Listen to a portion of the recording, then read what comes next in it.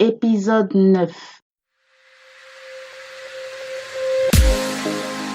L'école de la richesse de CAV, un marathon vers la réussite financière. Des cours pratiques de développement personnel, entrepreneuriat et indépendance financière en 40 épisodes audio de 15 minutes chacun.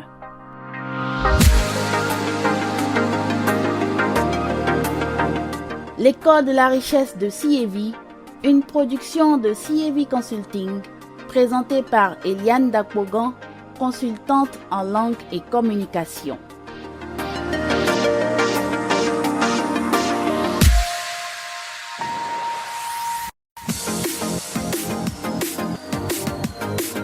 Bonjour, chers auditeurs et auditrices de l'école de la richesse de CAV.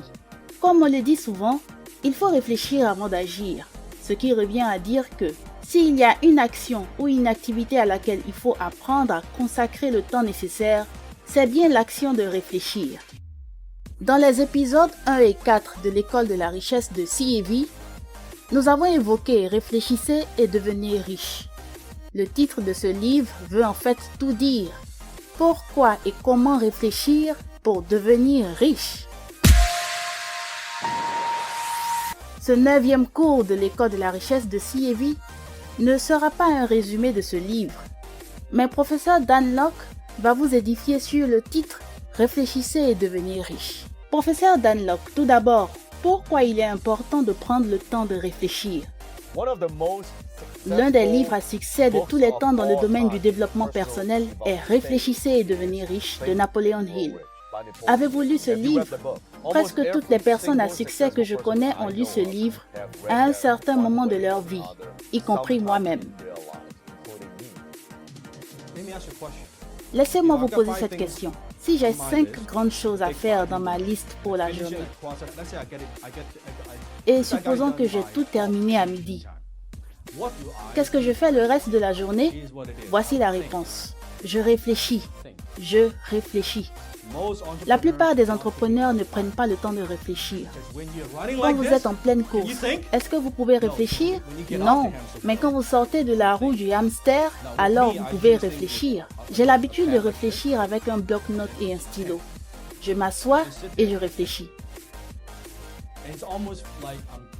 C'est comme si je rêvais les yeux ouverts, mais en fait je réfléchis. C'est comme si vous faisiez le vide dans votre tête. Combien parmi vous avez déjà fait l'expérience suivante ?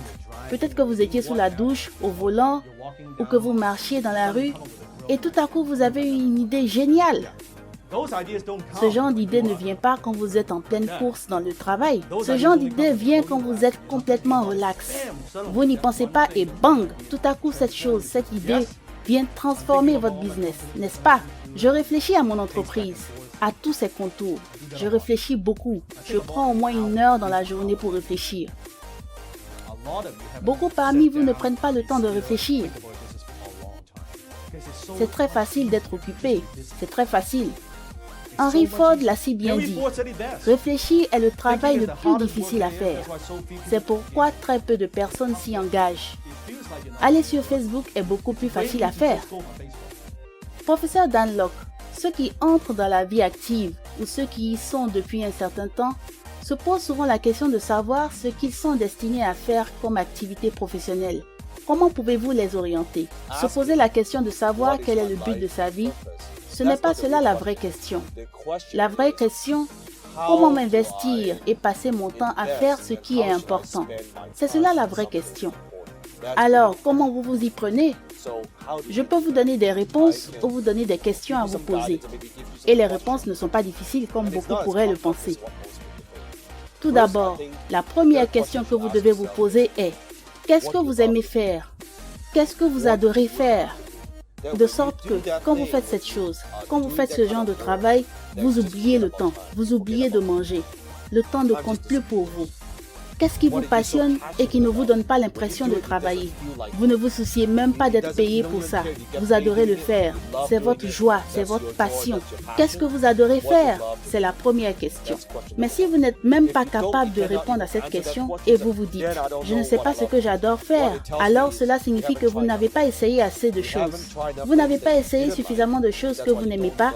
C'est pourquoi vous ne savez pas ce que vous aimez faire. Ensuite, quelles sont les autres questions essentielles à se poser, professeur? La deuxième question est, qu'est-ce que vous savez faire? Quel est votre talent naturel? Quand vous faites cette chose que vous adorez, à un moment donné, les gens vous diront, tu sais, tu es tellement naturel, tu es tellement bien dans ce que tu fais que moi, je ne sais même pas comment tu fais. Mais pour vous, c'est automatique. C'est cela votre talent naturel, votre force. Alors, la deuxième question, c'est, quel est votre talent naturel? La troisième question à vous poser pour trouver le but de votre vie, c'est de savoir qui aimez-vous aider? En ce qui concerne le but de la vie, pour l'identifier, vous devez penser plus grand que vous-même. Pensez plus grand que ce qui est autour de vous. Vous devez penser plus grand que votre propre survie. Vous devez penser plus grand que le fait de payer vos factures. Vous ne devez pas passer tout votre temps à ne penser qu'à vous. Vous devez penser à qui vous avez envie d'aider, qui vous avez envie de servir. C'est très important parce que c'est seulement en donnant, en servant et en contribuant que vous obtenez satisfaction, que vous obtenez de la joie. Si vous le faites juste pour votre propre ego, si vous le faites juste pour votre propre gain, si vous le faites juste pour vous, vous allez effectivement accomplir des choses, mais vous ne serez pas comblé. Et c'est cela le problème de beaucoup de gens. Ils essaient de gagner la course de la satisfaction en menant la course de l'accomplissement. Mais ça ne marche pas. Ce sont deux courses très différentes. Donc, la troisième question c'est qui aimez-vous aider? La quatrième question est pas seulement qui aimez-vous aider, mais avec qui aimez-vous passer du temps? Quand vous réfléchissez aux personnes avec qui vous aimez passer du temps, vous vous rendez compte qu'en fin de compte, la vie est faite d'expériences et de souvenirs. En fin de compte, ce ne sont pas les biens matériels qui comptent. Quand vous vous retrouvez sur votre lit de mort, tout ce qui vous reste, ce sont vos souvenirs, c'est tout. Les gens avec qui vous avez passé du temps, les gens que vous avez aidés. Quel est votre héritage? C'est cela l'héritage. Quand vous mourrez, qui ira à vos funérailles? Qui se souviendra de vous? Qu'est-ce que les gens retiendront de vous? Pour beaucoup de gens, c'est vraiment triste. Il n'y a pas grand-chose à dire sur vous, parce que durant toute votre vie, vous n'avez pas vraiment impacté beaucoup de gens. Vous avez juste vécu votre vie, payé vos factures, aller au boulot, faire des prêts. Et à vos funérailles, c'est juste une poignée de personnes. Je ne pense pas que ce soit cela le but de la vie.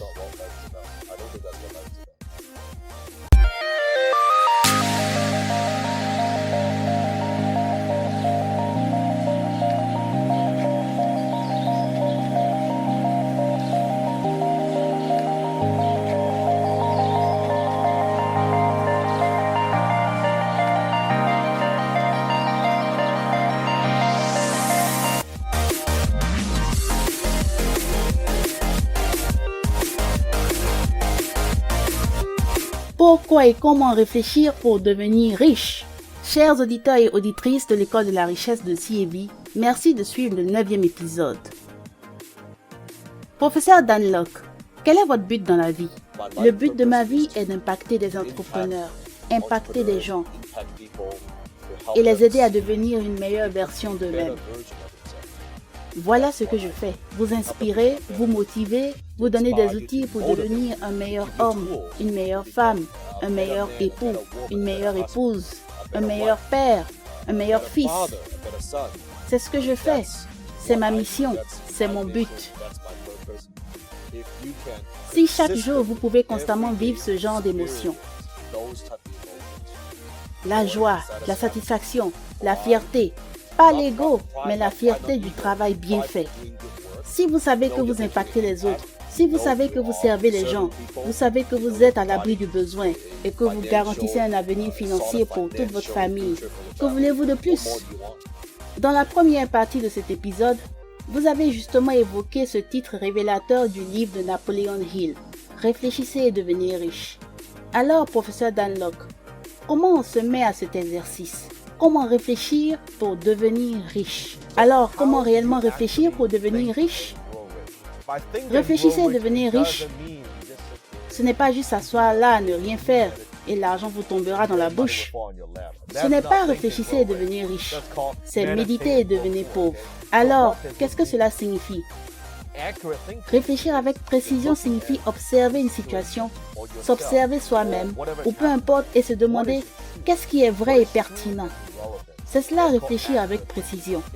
C'est la chose la plus difficile à faire. Si vous me demandiez de retirer tout ce que j'ai, tous les outils que j'ai en business, en vente, en marketing, et de garder qu'une seule chose, qu'est-ce que je choisirais? Sans hésitation, je vous dirai le temps pour réfléchir, la capacité à penser. Parce que le business est un sport intellectuel. Créer de la richesse est un sport intellectuel. Avoir du succès est un sport intellectuel. Ça ne dépend pas nécessairement de votre degré d'intelligence, mais de votre capacité à réfléchir. Qu'est-ce que j'entends par réfléchir? Est-ce que cela signifie que vous vous enfermez dans une salle et vous vous asseyez et laissez toutes sortes de pensées vous passer par la tête? Non, laissez-moi vous apprendre comment réfléchir. Voici comment ça fonctionne. Mettez-vous dans un endroit calme, avec peut-être un peu de musique douce, peu importe. Réfléchir n'est rien d'autre que le fait de vous poser des questions profondes. C'est cela réfléchir. Par question profonde, j'entends le genre de questions dont il vous faut un peu de temps pour répondre. Ce ne sont pas des questions superficielles.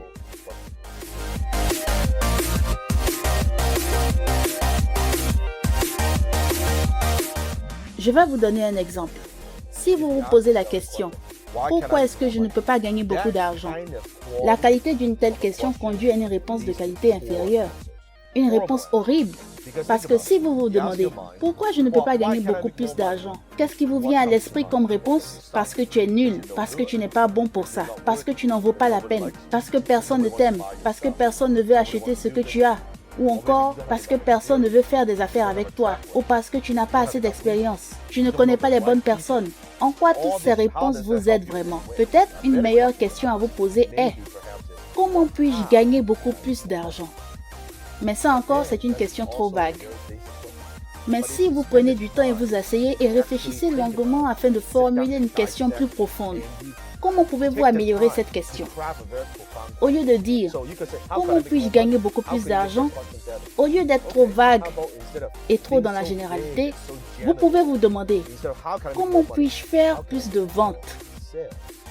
Il y a une différence, surtout quand vous dirigez une entreprise. Comment puis-je faire plus de ventes?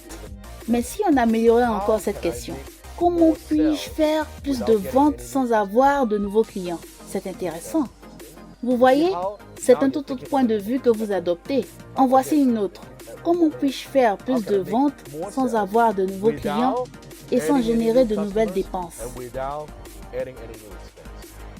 Est-ce que vous voyez à quel point cette question a une qualité élevée? Puis, vous prenez un stylo et une feuille de papier et vous répondez à cette question. Prenez votre temps.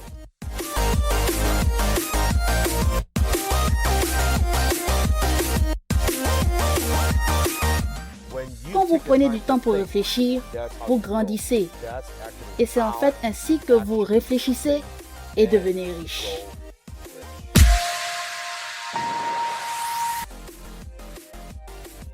Merci professeur Dunlop de nous avoir expliqué pourquoi et comment réfléchir pour devenir riche. Alors, chers auditeurs, Réfléchissez et devenez riche est justement le tout premier livre que CAV Consulting vous recommande fortement de lire. Nous parlons de l'importance de ce livre pour aussi parler de l'importance de la lecture elle-même. Tous les professeurs de l'école de la richesse de CAV sont en réalité de grands lecteurs. La lecture augmente la capacité de réflexion. Grâce aux fruits des nombreuses lectures de nos professeurs, nous allons encore continuer à réfléchir avant de passer à la vitesse supérieure. Et dans le prochain épisode, vous comprendrez que tout se passe vraiment dans votre esprit. Au revoir. L'école de la richesse de CAV, une production de CAV Consulting présentée par Eliane Dakpogan, consultante en langue et communication. Avec le titre Monolithe, Musique du générique et du fond sonore réalisé par Aerio. L'école de la richesse de CIEVI, un marathon vers la réussite financière. Des cours pratiques de développement personnel, entrepreneuriat et indépendance financière en 40 épisodes audio de 15 minutes chacun.